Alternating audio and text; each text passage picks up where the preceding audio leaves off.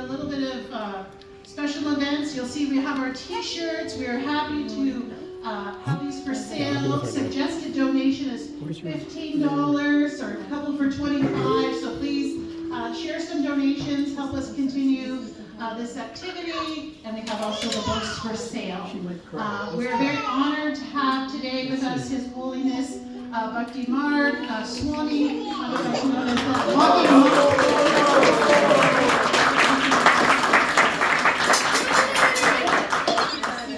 I don't think he needs an introduction, but I'd love to just, anyway, it's your first time meeting our dear friend, the Walking Monk. He does have a spirit of pilgrimage, so walked across Canada 4 times. I had to write down, there's so many other countries, US, Israel, Fiji, Mauritius, Ireland, and many more. So just appreciate you here today. So we'll appreciate some words and a little bit after our Kirtan. So we'll enjoy some Kirtan with Kirtan culture till about 4 o'clock. And then I'd like to save some time for the Walking Monk for some words of wisdom and maybe a little bit of Q&A. And then we'll be wrapping up closer to 5 p.m. So thank you very much. Haribol! Haribol!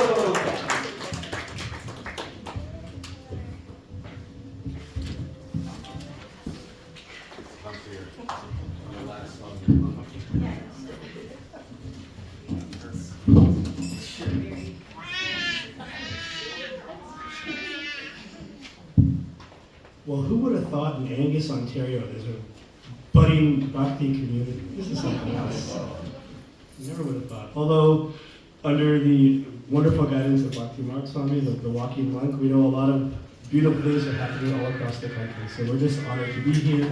My name is Kevala, or Kevala Bhaktidas, Kevala for short. This is my beautiful wife, Taravali. We have our dear friends who are the locals, Krishna Kata is over the corner, Hare Kakamachi, Braj, and our daughter Govinda. We have our little kids in this little daycare we have going on over here. They're going to take over the Kirtan, all of that, in a couple of years. We'll have a whole army of children. But somewhere in that mess is our 3 little girls, Revati, Leela, and Yamuna. We're just honored to be here. Thanks so much. I would wonder, the folks on the chairs seem so far away. Do you want to scoot your chairs a little closer? Would that be possible? You want to keep as intimate of a feeling as possible. Yeah, come closer. Sure, you can. Yeah, it's always nice if we get everyone feeling closer. Even this little gap here would be nice to close, but that's okay. For the sake of brevity and time. I don't know if Maharaj is chalice, but if there was water or anything to offer to him, or a glass, just something, if you know of a way to do that, that's also water. Yes. A lot of how we present is we treat Kirtan very much like a guided meditation. So let's try to enter a little safe and sacred space. In fact, we can argue that the goal of Kirtan is to explore the sacred heart space. So to help us do that, let's have everyone, no matter how you're sitting and where you're sitting, just try to sit up a little more straight and slowly close your eyes. If you're seated on the floor in the lotus position, that's great. You can have your palms on your knees facing upwards. If you're on one of the chairs, no problem. Let's just have your feet firmly on the ground, just about shoulder width apart. Same idea. Palms on your knees, just facing upwards.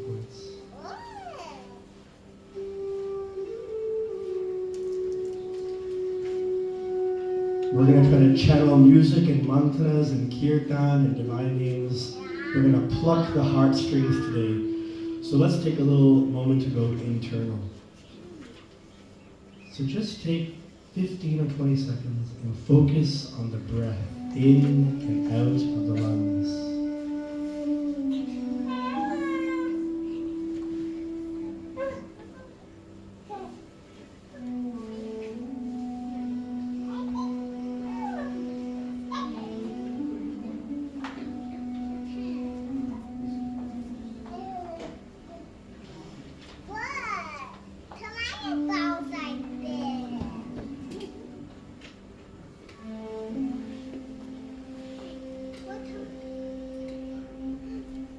Now we'll do some simplified pranayama. In through the nose, a deep breath, and out through the nose. Again, sitting up straight. 1, 2, 3. Deep breath in.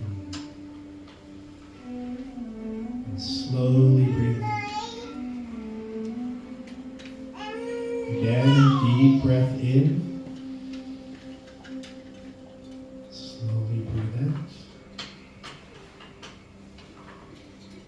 Last time, deep cleansing breath in through the nose. And out. With your eyes still closed, I want you to visualize this journey that we're about to go on together. This is your chance to make an intention.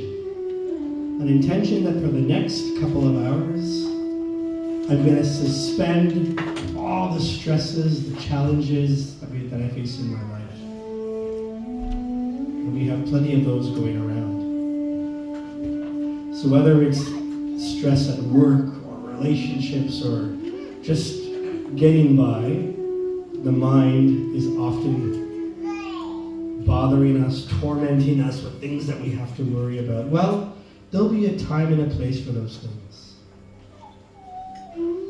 For now, the conversation is, I will deal with you, just not right now. This is a little time for myself to focus on my spiritual self.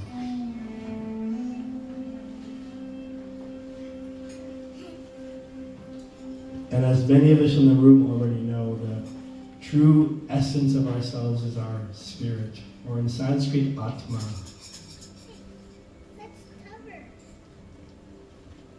And what is the nature of Atma? Sat, Chit, Ananda. Full of truth, full of bliss, full of knowledge.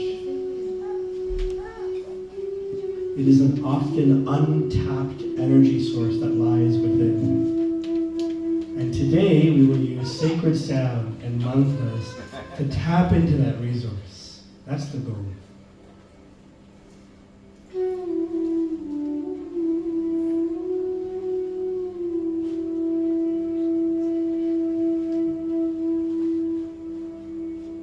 Each mantra that we vibrate today is going to coax open the heart space, just like a lotus flower blooms. So lovingly, petal by petal, we're going to open that lotus flower in the heart with mantras. And when our mind wanders in a kirtan, the best part is the collective voices of others around us will help carry us forward. And hopefully after this experiment of a couple of hours, you'll find that the heart has opened.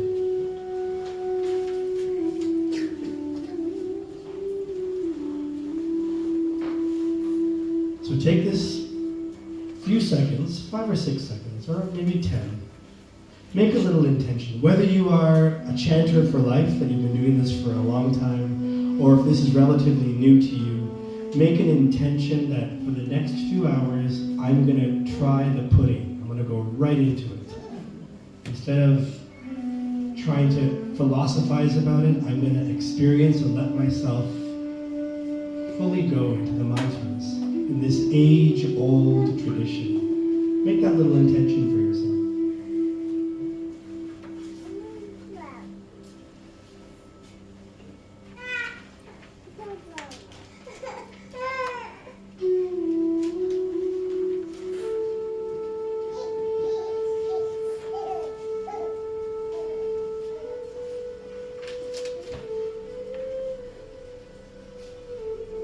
Let's close this meditation with another 3 deep collective breaths. 1, 2, 3. Breathe in. And breathe out. Again, breathe in. And breathe out. Last time, deep breath in. And breathe out. Let's bring our hands to the heart space in the pranam pose. And let's go from that metaphysical space we were just in to the physical. Rub your hands together. Let's get some tactile sensation back. Bring ourselves back to this space. Yeah, you got it. We warm the hands, we'll hopefully warm the voice, warm the heart. And because our hands are kind of already like this, let's keep them in the little namaste or pranam pose. And we're about to go on a journey together as family. So greet each other with a very warm left, right, behind and in front. Namaste, a little warm namaste to each other.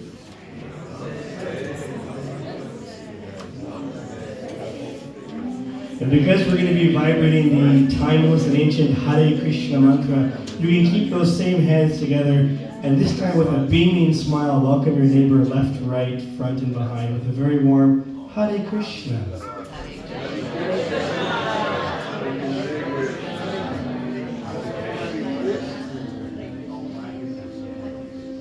Okay, you're all set. We're done. Everyone's already beaming. That's great. Okay, we're going to go into our chanting. We're going to focus mainly on the Hare Krishna mantra, but we thought we'd do a little warm-up bhajan or chant first. But before we go there, I'm going to ask if Taravali can lead us in a little invocation mantra. Many of us are familiar with this mantra that we're about to chant, our invocation. If some of us are relatively new, then the mood behind these invocation mantras, which call upon the mood of gratitude towards the great line of teachers, then your mood in your meditation can just be that mood of thankfulness in the heart. Wouldn't you agree that the world could use more gratitude? Yeah, certainly now more than ever. So while these mantras call upon the great teachers, acharyas that have passed this knowledge down, at the very least you can keep in that mood in your heart, thankfulness. Meditate on someone in your life, perhaps a teacher. Bonus points if it's someone that has nudged you along on your spiritual path. Such is the role of the teacher or the guru. And then we'll go into our first chant.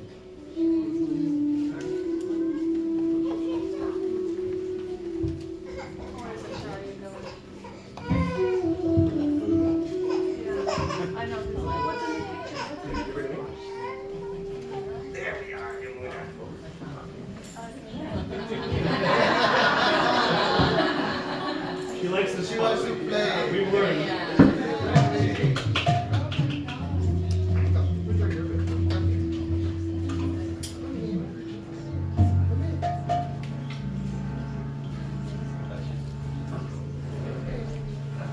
If it's okay with everyone, we'll start with a few ohms all together, just to set in the right mood. Let's fill this space with that vibration, the primordial sound of Om. Then we'll do the invocation.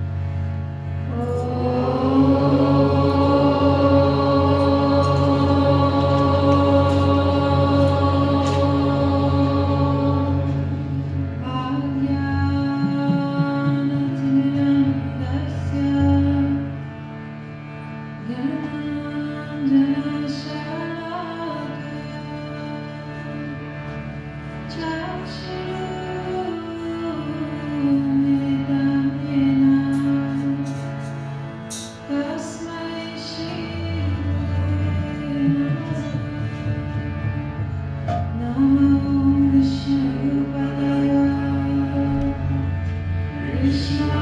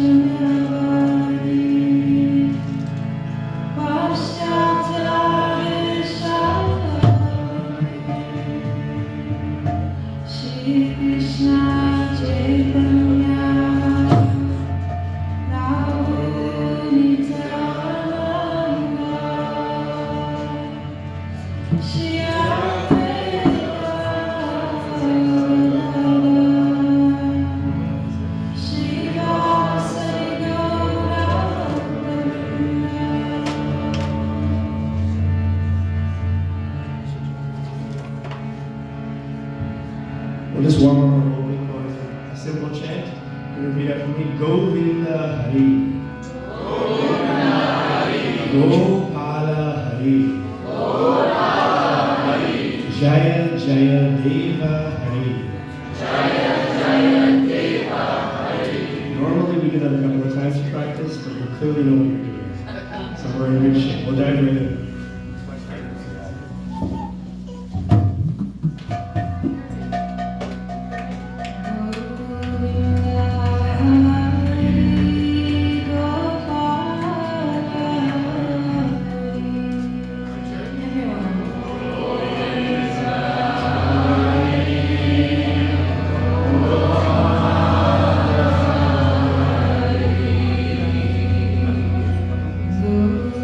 Govinda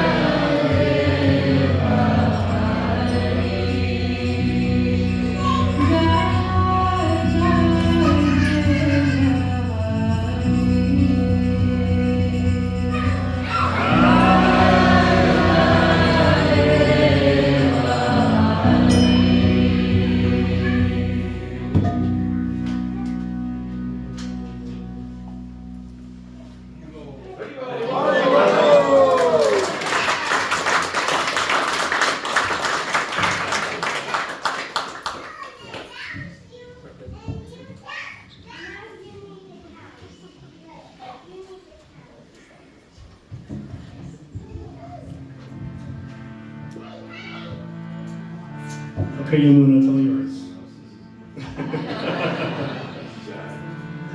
Let's just go right into the chant of the Maha Mantra. But before we do that, let's just imagine the heart now overflowing like a vessel that's being filled with water and overflowing. So repeat after me. Hare Krishna. Hare Krishna. Hare Krishna. Hare Krishna. Krishna Krishna. Krishna Krishna. Hare Hare.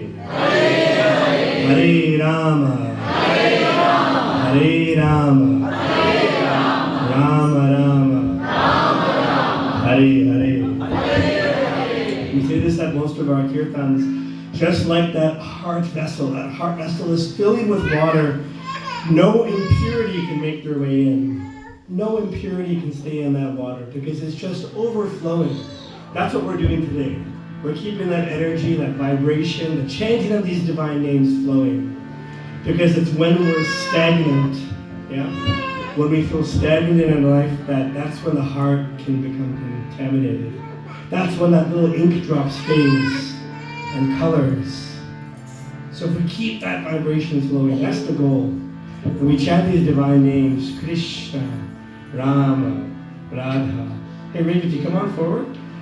How does Krishna stand? Give a little twirl. Let's see how he stands. Leela, do you want to help?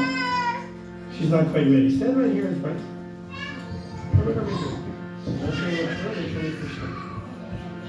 How does Krishna stand? Krishna stands in his three-bended form, playing the flute, always depicted with the divine feminine Radha. How does Radha stand? Twirl, and there she is. We chant the name of Rama, the source of all pleasure, the source of all. And Rama is the great monarch leader. How does Rama stand with his bow and arrow? There he is. Rama. Yeah. Thanks, Revati. We were just scoring the easy round of applause there. Round of applause. Get the kids involved, do something. No, I'm joking. Yeah. I mean, hey, we really believe that children should be part of this process. It's community comes together, chants and celebrates, and that's how we honor the divine names like Krishna, Rama. Sorry? Yeah. Let's do it again as we go into this final mantra together now. Hare Krishna. Hare Krishna. Krishna Krishna. Krishna Krishna. Hare Hare. Hare Hare. Let's try that again all together. Hare Krishna. Hare Krishna. Krishna Krishna. Hare Hare. Hare Rama. Hare Rama. Rama Rama. Hare Hare.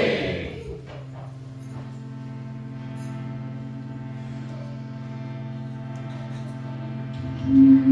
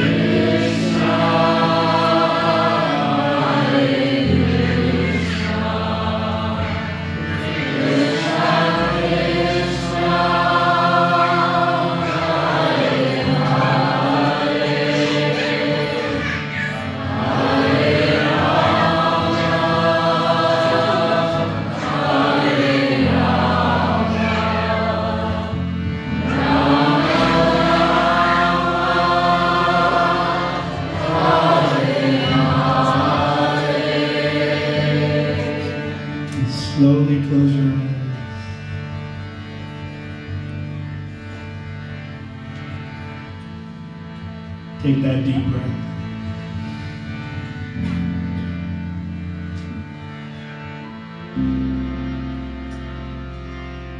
In this little shortened kirtan, this sound vibration exploration, take a moment and reflect on the little journey that your heart has gone on. Each one of us has invited mantras into the heart, divine names. And each one of us has vibrated these mantras, this divine chanting,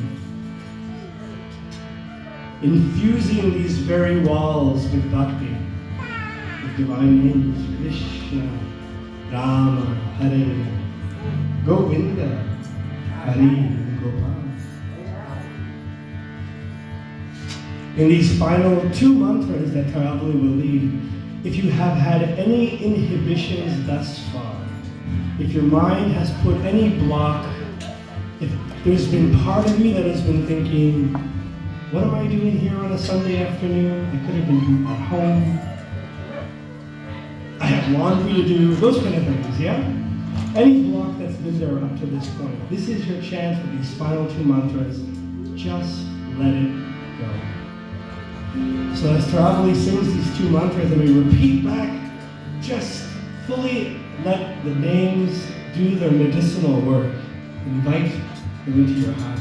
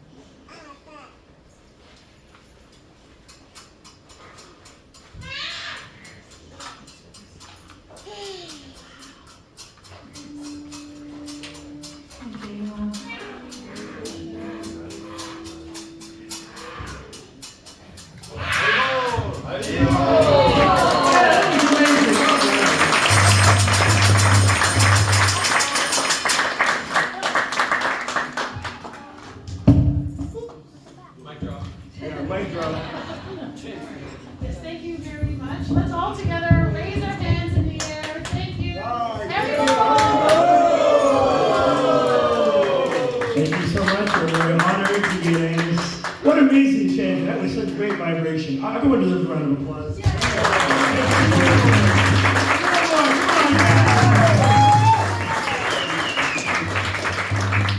Thank you so very much.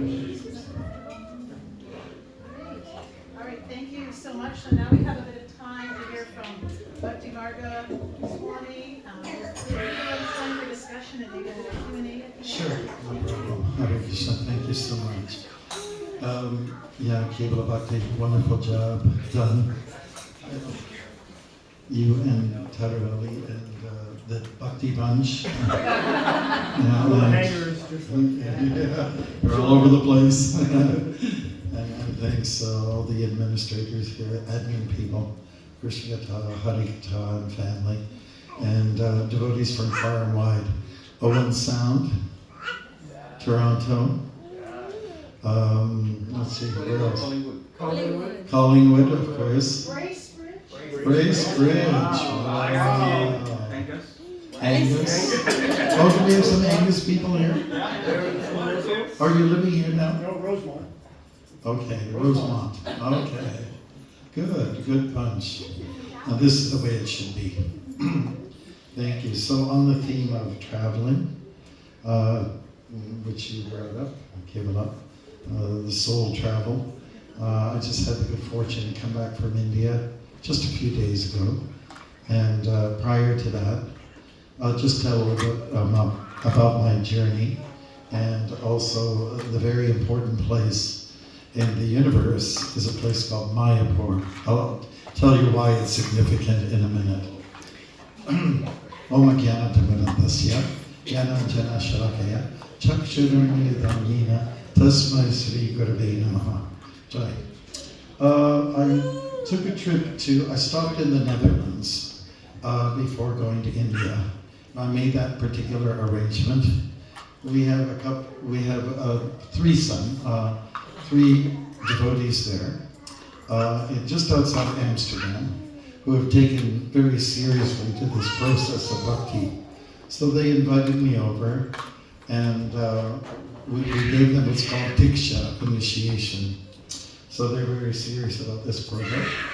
And my ancestry, my parents come from Holland.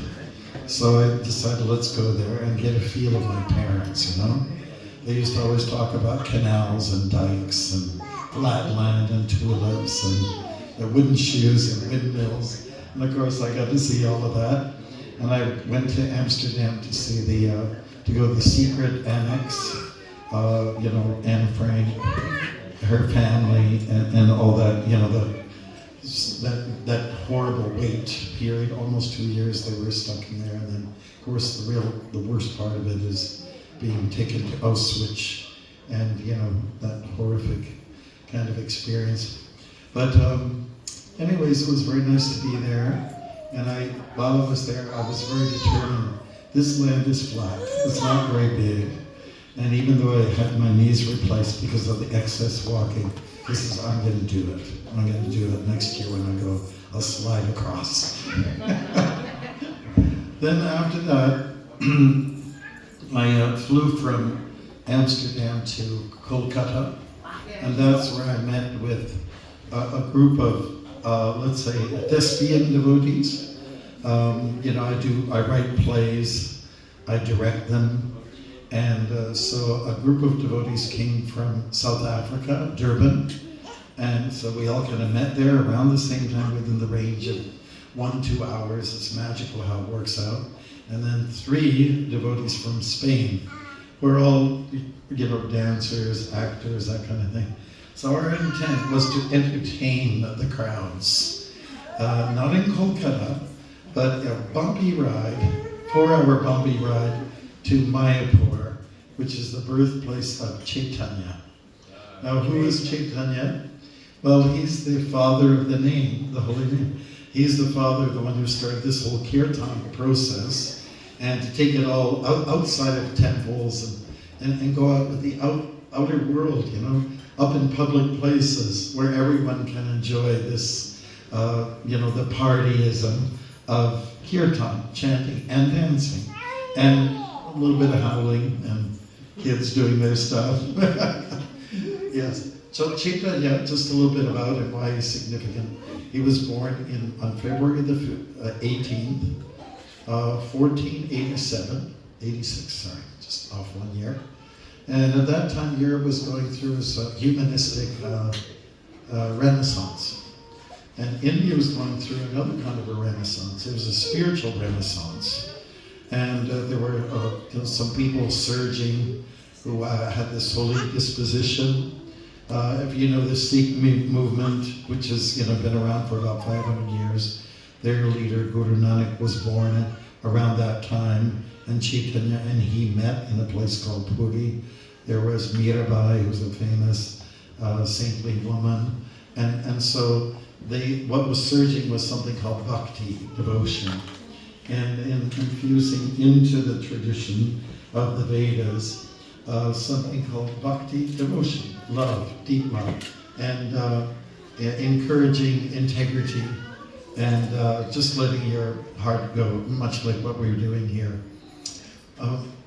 So I had a chance to stay for 3 weeks in Mayapur with those thespian devotees, and we all cram together. We get free rooms because of our services. Yeah? And what is that service? Well, we spend a lot of time in what's called the Samadhi. It's called the Pushpa Samadhi of Prabhupada, our Guru. And there's an auditorium in there. It's a cozy place.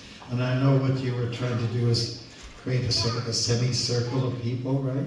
Well, it's shaped like a Shakespearean stage, and it's underrated, rarely used. So when we come in there, we just rock the place.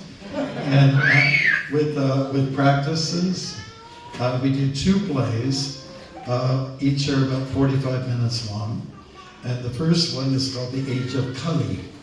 So maybe you've heard that term before, Kali.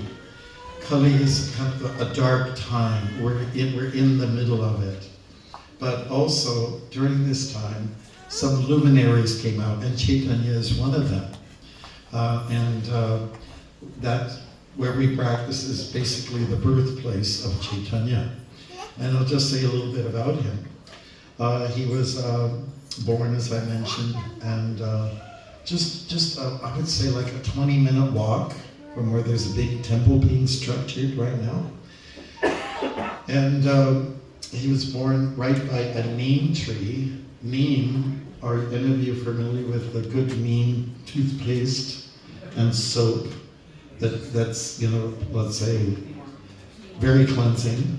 And neem tree is just like our maple tree, basically.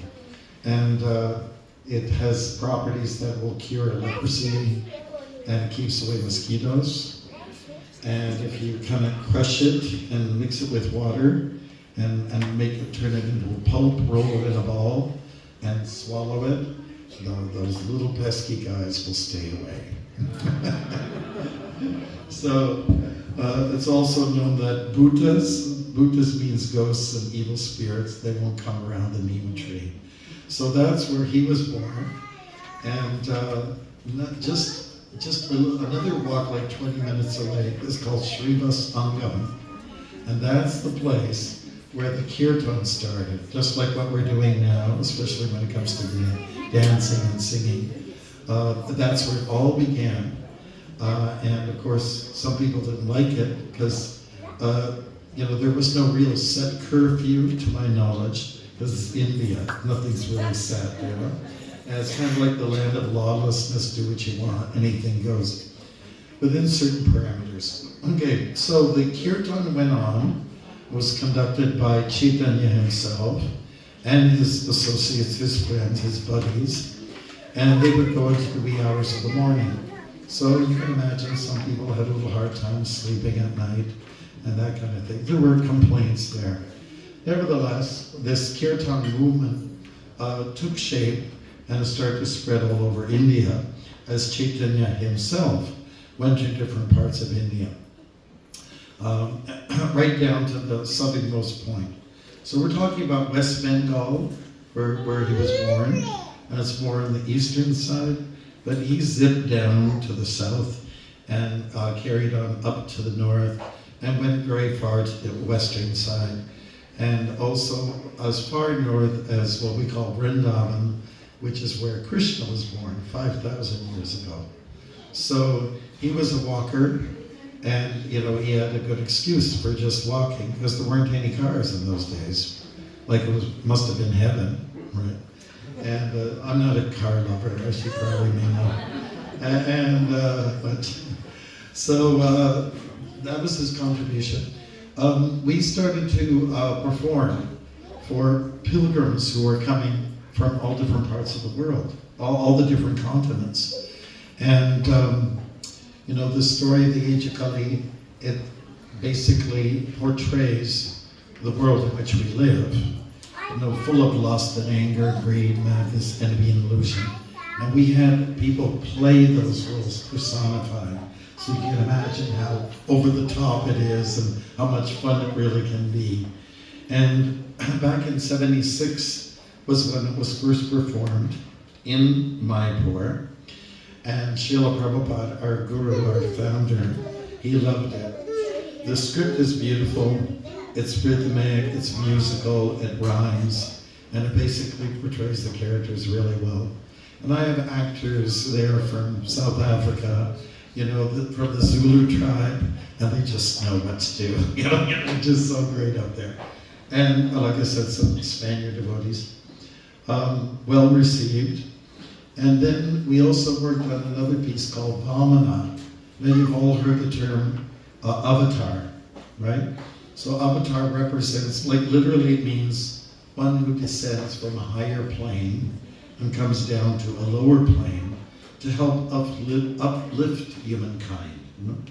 And so there's this one avatar by the name of Vamana. If you ever look at avatars, Das Avatar, the cute little kid with the umbrella and the sort of wooden knobbed, sandals and wearing deerskin, matted hair and everything. That's Vamana. And he ends up being, the story goes, he ends up being gigantic and huge in order to bewilder a group of people called Asuras. So it was, well received. I'm so proud of the cast.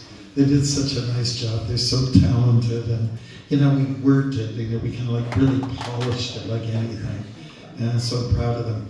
So we took our troupe, and the last week that we were in India, and now we're going to the south, to a place called Vishakhapatnam and Singhachalam.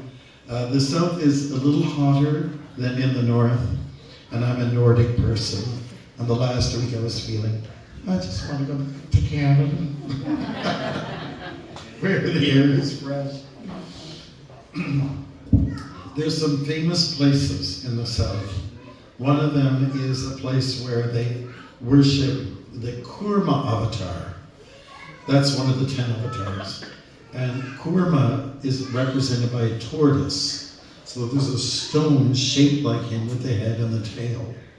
And people come there on a daily basis because they have what's called a snan. Snan means like a bath, with milk, sandalwood paste, things like that. It's a really big part of the community there. And many of the great yogis and teachers of the past have visited there, like Shankaracharya, Ramanujacharya, Madhvacharya, and then finally Chaitanya, the person we've been talking about. And so it's a real treasure to be there and to experience it.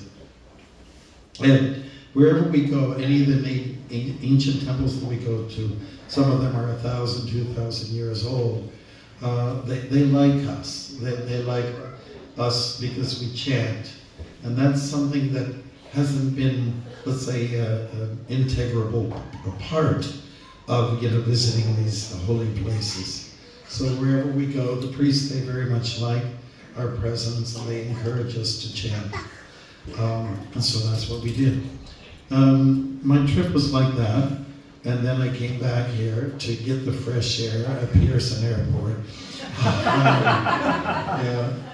And then since that time, I've just been on a roll. It hasn't stopped, the travels.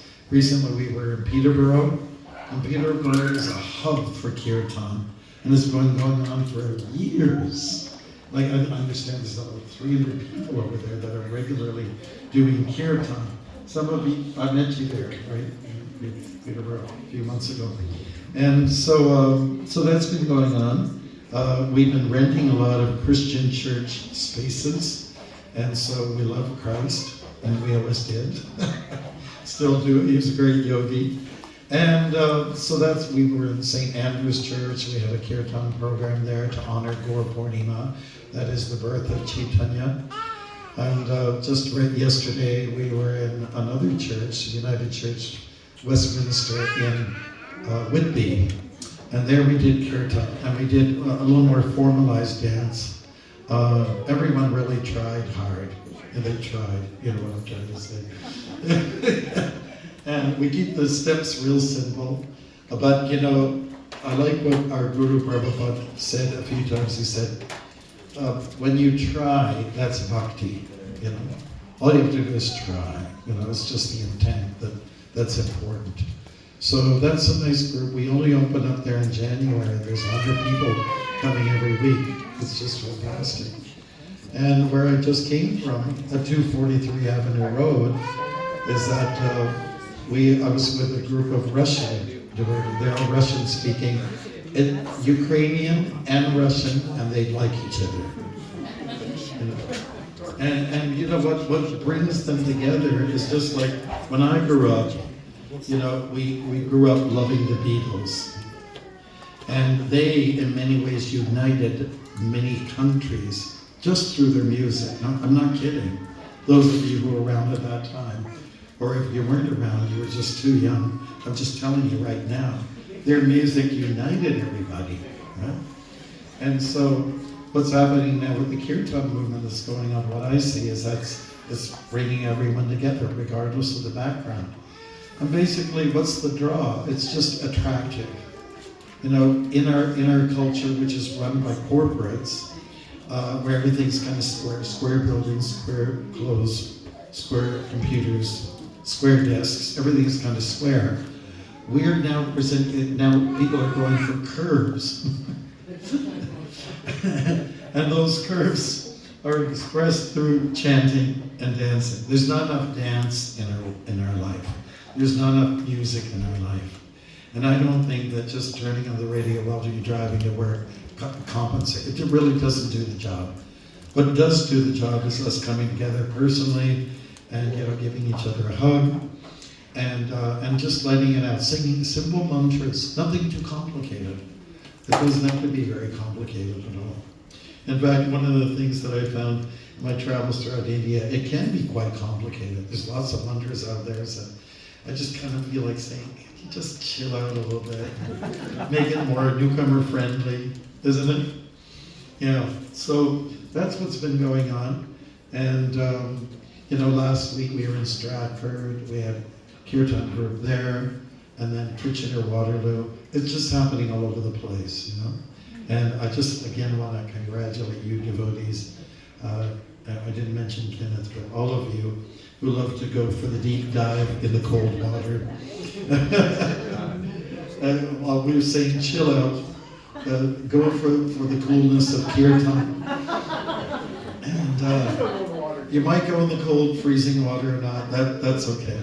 But, you know, just incorporate this into your lives. It's not that we always have to wait like once a month necessarily. It's just something you can do in your home and bring some friends. It's not very complicated. Anybody who's got a little bit of a musical sense, musical ear, it can work, you know, for you and for us, right? The world is kind of screwed up, and you know, when I was in Mayapur, everyone had a good laugh. I'd introduced the play before we put it on. Said, my name is Bhaktimarga Swami, and I'm from Canada, and we're not the 51st state. We always got a good laugh out of that, you know. And so we're troubled. But it's definitely, there's a shake-up going on, and I don't think we have to curse it necessarily, because good things come out from the shake-out. And there's a great story in the Vedas, the Bhagavatam in particular, where the good guys and the bad guys, they're churning an ocean of milk, and out of it comes, you know, some poison, you know, in the beginning. It starts to flare up. But after all, these good treasures start to surface as well. It's another one of those great epical tales that you find in the books. So, anyways, I just want to say I'm happy to be here. Thank you for coming here, and keep up the good work. Probably should be once a week, but I don't want to get everyone too excited. Should be every day. When the Kirtan should be happening every day. Honestly, like before you start the grind. There won't be a grind if you have the Kirtan in the beginning, and maybe at the end. And so it doesn't take much, as you can see. So I want to thank you very much for listening. We did promise there would be a little Q&A. If there's anybody has any questions about the travels that I just did, or about Chaitanya, or anything about the life of a monk. And I basically, it's been 52 years I've been one of those guys. No regrets. I just wanted to say that I was in Sudbury at the time, and that's when I made my big decision, I'm going to be a monk. And it was synchronized with a long walk, 9-mile walk that I did. And I just decided, this is what I'm going to do. This is what's going to make me happy. The life of a monastic person is not for everybody, but the life of spirituality is for everybody. Right? Everybody. Yeah. So if anybody has any questions or thoughts, anything at all that comes to mind in regards to Kirtan, the culture of Kirtan, or anything about our travels. Yes? I heard recently that Chaitanya is present anytime Kirtan takes place. I don't know if you can share a little bit about that, how to kind of visualize that. Yeah, so your question is, wherever there's Kirtan, there's Chaitanya. Well, it's like that when you do Kirtan, it's coming from a very pure platform. You'll be inviting a few guests that you don't even know are there. It's mystical, but it's the energy that's important that you're inviting.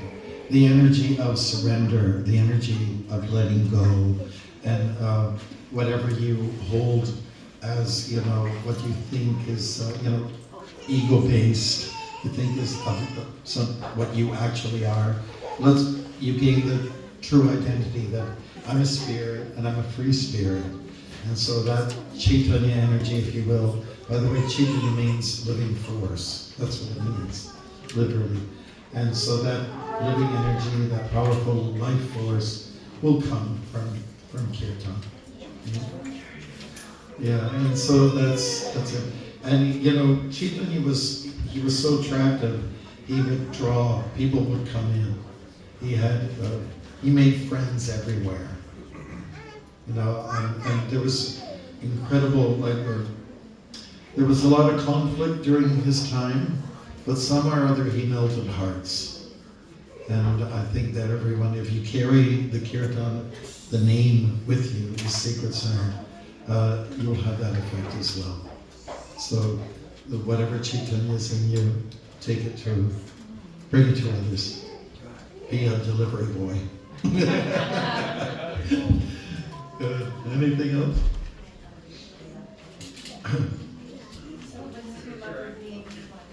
Loving beings. Lovely. Right, it's every week, yes. I had the good fortune to be there, before the snow fell down on us. And it was wonderful, right? It was great. It was a wonderful space. Yeah, thank you. So, all glories to you. Truly, anybody can set up a program, a format like this. Anyone, doesn't matter, in your home or you rent a space. Like this is a music studio, right? Usually we go to yoga studios, church basements, and all that. And in the summertime, one of our favorite spots is Gage Park. It's in Hamilton. Oh, it's great. It's just all the wonderful people went there. Now, the last time I was there in the summer, we had, we set ourselves up, on the grass, and we do Kirtan, we have refreshments, and we just concentrate mostly on that. We don't even have to sit down to talk much. But just a few yards away, there's a couple of guys, they're members of the Atheist Club, right? And I'm not saying there's anything wrong with what they're doing, but people were strolling along in the park. They all came to sit down with us and join us. I'd say out of the people there, a third of the people came to sit down and just gain some experience.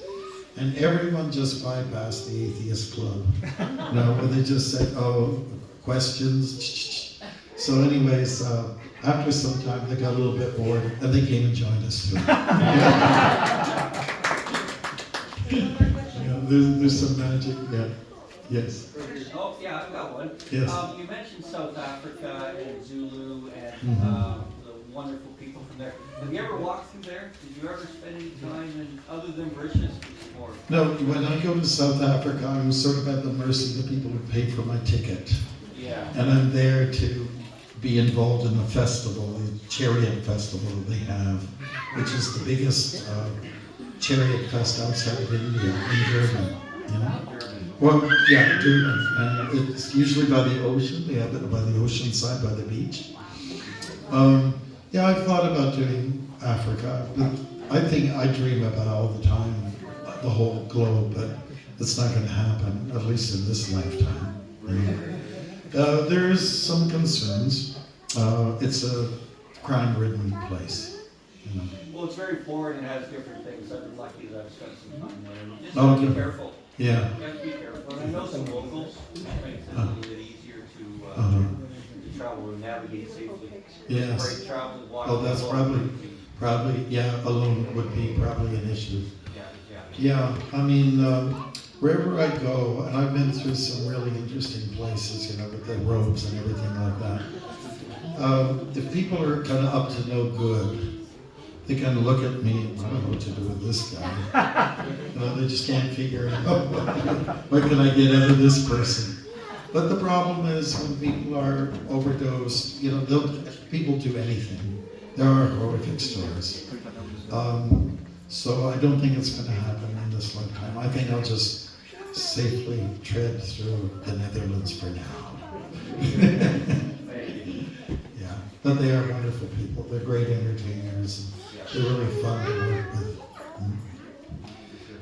In fact, my little troupe, my cast and crew from South Africa, they insisted on keeping African with their particular clothes, you know, all colored and everything like that. And people will say, oh, that's Bhaktimarga Swami's troupe. Okay. and when they get into Kirtan, oh, they go wild, you know. They'll do everything. The worm, you know. Yeah. One nice thing about India is that it is a place for song and dance, especially in Bengal, and of course Gujaratis are good. And then Punjabis, they love to, you know, beat the drum and dance, especially when there's a wedding. You know, so it is a nice place to you know, kind of traverse through. You want to stay there, you can. I know a lot of people love to stay in India. There's beautiful hill stations in the mountains, in the north and elsewhere. So it's good. It's good. But you know, I'm one of those very patriotic persons. I'm just a Canadian. It's in my DNA, and I just want Krishna and Canada to merge together. That's all. Anything else? Yes. Would you, in light that you've traveled in so many places, do you find that it's better to give to people who are more open than hostile, or is Krishna consciousness for everybody, anywhere, any circumstances? Well, I think, you know, what we learned from Prabhupada, our Guru, and also Chaitanya, there's no restrictions. You know, you should just give everyone a chance. And of course, there are favorable places, and maybe it makes sense to go in areas where people are just more open to receive. But you know, like even I've been in Amsterdam, I've been in Paris. Like that's almost like one of the worst places to be. You know, it's so mundane. If I could, everything might be paka, as we say. It's just it's very capitalistic and so on like that. But there's just wonderful people over there. It's just you would never think that such a liberal place would be so close-minded. But you know, I mean, I've been there in Kirtans and public places, and it took me a while to open up. I just felt like frozen, you know, all cringed up like this, you know. And but tourists like us, they love the chanting. It's just the locals make up the pain. But we have hope for everyone, and you know, again, like song, dance. Who doesn't want to do that? But the greatest contribution I think Prabhupada offered to the world was he redefined how to have a good party. So it's a situation where you don't get stoned or drunk on synthetic things. It's all very natural. And then great food, and just an opportunity to let loose, a place to make friends, you know, and just feel good. And it's a family-friendly situation.